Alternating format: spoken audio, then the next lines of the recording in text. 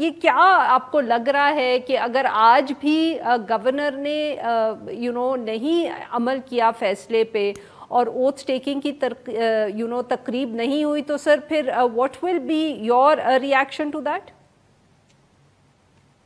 आपने अपने इंट्रो में ये बात की, इंट्रो में ये कहा कि आईनी बहरान है, ये आईनी बहरान नहीं, ये सियासी बहरान। ये सियासी बहरान पोलराइजेशन की वजह से है।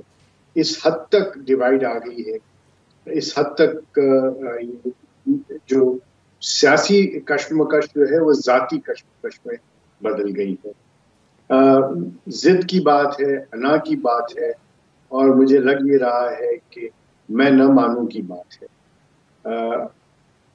हाईकोर्ट का ऑर्डर बहुत क्लियर, और उसके बाद आज उसकी जो डिटेल्ड रीजनिंग है उसमें भी, और पैराग्राफ 10 उस जजमेंट का बहुत सराहत के साथ, क्लैरिटी के साथ डायरेक्शन देता है गवर्नर को कि उन्होंने क्या करना है। उससे पहले भी ये करार पा चुका हुआ है कि गवर्नर जो है उनके पास कोई इख्तियार नहीं है ना करने का।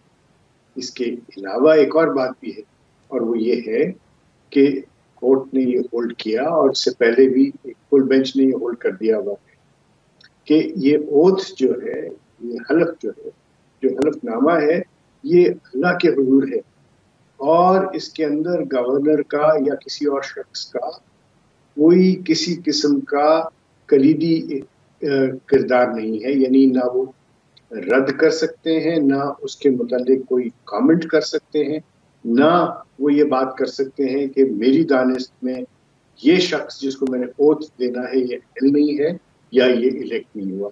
इस तरह की बातें पहले भी हो चुकी हैं, ये कोई नई बातें नहीं है जहां पे गवर्नर हाउस को इस्तेमाल किया गया इस तरह की चीजें करने के लिए। और उसके बाद मैं समझता हूँ कि आज का दिन बहुत इम्पोर्टेंट है, हलफ होगा। अख्तर साहब, सर अगर पाकिस्तान तहरीक इंसाफ सर अपने मौक़िफ़ से नहीं हटी, तो क्या आपको लगता है कि ये इशू आपको भी फिर कोर्ट्स में और चलाना पड़ेगा? हाई कोर्ट से ये सुप्रीम कोर्ट में भी जा सकता है? नहीं, पहली बात तो मैं माजरत के साथ, अहमद बनसोटा साहब ने मुझे गलत कोट किया। आई डिड नॉट से it is a political question, I said it is a political crisis. ये एक इंजीनियर किया गया है सब कुछ।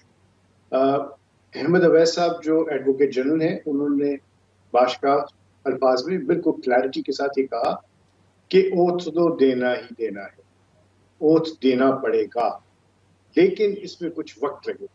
ये कोर्ट में भी ये बात की उन्होंने, कल टेलीविजन में ये बात की, वो advocate general. Law department Punjab का भी मौका यही है कि आपको ओथ को एडमिनिस्टर करना है।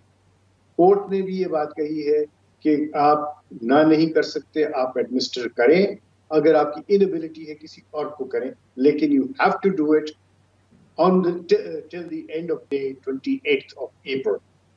It will not go to the Supreme Court, doesn't have to go to the Supreme Court. और बात अगर तो उसमें कोई अभाम हो या कोई ऐसी बात हो, तो ये मामला जो है ये खत्म हो गया हुआ है। अगर आपको ये ऑर्डर पसंद नहीं है, आप इससे डिसएग्री करते हैं, आप अपील कीजिए, लेकिन आपको इसको इम्प्लीमेंट करना है, खास तौर पे ऐसे शख्स को जो एक हाई कॉन्स्टिट्यूशन ऑफिस को ऑक्यूपाई किए हुए है, जिसने कसम उठाई हुई है, जिसने हलफ लिया हुआ है that he will uphold the constitution। कल भी परसों भी ये बात बहुत जोर से की गई कि पार्लियामेंट की या असेंबली की प्रोसीडिंग्स में कोई किसी किस्म की इंटरफेरेंस नहीं हो सकती। ये बात ओवररूल हो चुकी है, इसके ऊपर बहस करना लाहासिल है। ओवररूल हो चुकी है बहुत ही माजी करीब में, जब ये पॉइंट उठाया गया पीटीआई की तरफ से, अटॉर्नी जनरल की तरफ से और सब लोगों की तरफ से कि आप असेंबली की प्रोसीडिंग में इंटरफेयर नहीं कर सकते। जो डिप्टी स्पीकर है उसने जो रूलिंग दी, जिसके तहत असेंबली को तहलील किया प्राइम मिनिस्टर के कहने के ऊपर सदर ने, तो आप देखिएगा कि सदर को भी रिट जारी हुई, प्राइम मिनिस्टर को भी रिट जारी हुई, डिप्टी स्पीकर की रूलिंग को ओवररूल किया गया। अब कौन सी गुंजाइश है ये कहने की कि पार्लियामेंट की प्रोसीडिंग्स के अंदर कोर्ट इंटरफेयर नहीं करते? And this is not, again I am saying again, It is not a political question. These are all constitutional issues and have been decided by the court.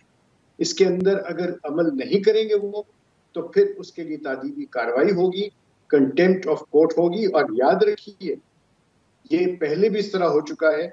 When the federation was asked to do the needful, एक direction दी गई थी, federation ने नहीं किया, और वो prime minister जिसका नाम भी नहीं था उस ऑर्डर में, उस प्राइम मिनिस्टर को सजा मिली, हुक्म अदूली की, और उनको ना सिर्फ 2 मिनट की ये सजा थी कि उनको kill the rising of court सजा दी गई, 5 साल के लिए वो नाअहल हुए और प्राइम मिनिस्टर की सीट से भी गए। इसी तरह मुआवजा जो है वो उन सब अशखास का होगा जिन्होंने एड एंड अबेट किया है इस कॉन्स्टिट्यूशन को इन अबेंस रखने में। 27 दिन हो गए हैं और आपका जो सूबा है, that is without A cabinet, without A government.